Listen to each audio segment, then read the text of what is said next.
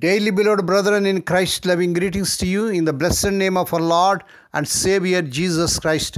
Today is September 9th, 2025, Tuesday. Holy Trinity Church Ministries presents Daily Manna.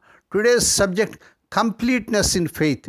Completeness in faith. Now let us open our Bibles and read a verse from the Epistle of James, 2nd chapter, 22nd verse. Do you see that faith was working together with his works, and by works faith was made perfect? May God add his blessings through the reading of his precious word. Dear children of God, saints of God, in James 2nd chapter 22nd, we read Abraham's faith and his actions were connected, working together, and his actions made perfect or completed his faith by demonstrating it was real and genuine. Praise God. It shows that true faith isn't it just believe, but is demonstrated through actions, making faith complete and showing it is sincere. Faith was working with his works. Faith was working with his works. This phrase means that Abraham's belief in God was actively combined with his actions, like offering Isaac. By works, faith was made perfect.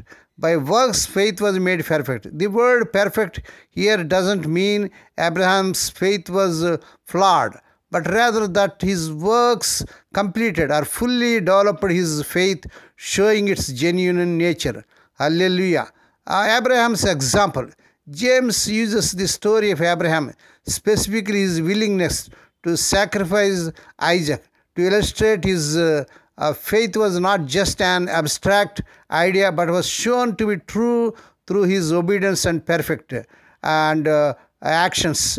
Once again, I say James uses the story of Abraham, specifically his willingness to sacrifice Isaac, to illustrate that his faith was not just an abstract idea, but was shown to be true through his obedience and actions. Praise God.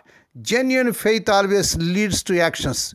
Actions are the evidence of a true and living faith, making it complete or perfect. Abraham was called God's friend because his faith and actions work together. Hallelujah.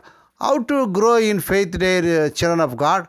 First, read and meditate the Bible more daily. Secondly, be filled with the Holy Spirit every day. Thirdly, you should go to the church often. Fourthly, and lastly, many strong testimonies must be heard now and then.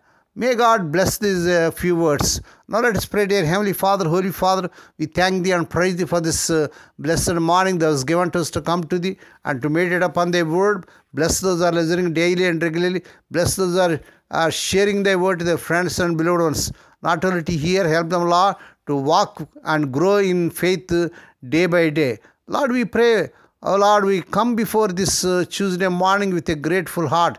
Thank You for Your love and grace. Please fill our hearts with Your peace and joy. Help us to find joy in Your presence and to share that joy and with others. We trust in Your plans for your lives and now and always. Lord, we pray for those who are celebrating their wedding anniversaries and birthdays today, Lord. Bless them and crown them, Lord, with the air of mercy, grace, and gladness. Perform a new thing in their life. Fulfill their heart's desires. Lord, we pray for the sick and suffering. Lord, let the healing virtue surge through their bodies. Touch them, heal them. Lord, we pray for those who are in great agony because of the loss of loved ones in their family. Spirit of the living God, Thou art the God of our comfort, comfort them and console them. Lord, we pray, let the childless and couple have children in the mighty name of our Lord Jesus Christ. Lord, we pray, let the unmarried youngsters get married in this month. They desire in Lord Jesus' powerful name. We ask the Lord that this week the unemployed youth may be given employment beyond their eligibility. Lord, we pray for the children as they are going out and coming in throughout this day. Deliver them from all dangers and actions. Give them safe journeys. We commit all these things into the mighty hands. We ask Thee and giving Thee thanks in the blessed name of our Lord and Savior Jesus Christ. Amen. May the grace of our Lord Jesus Christ and the love of God and the fellowship of the Holy Spirit be with us all now and evermore. Amen.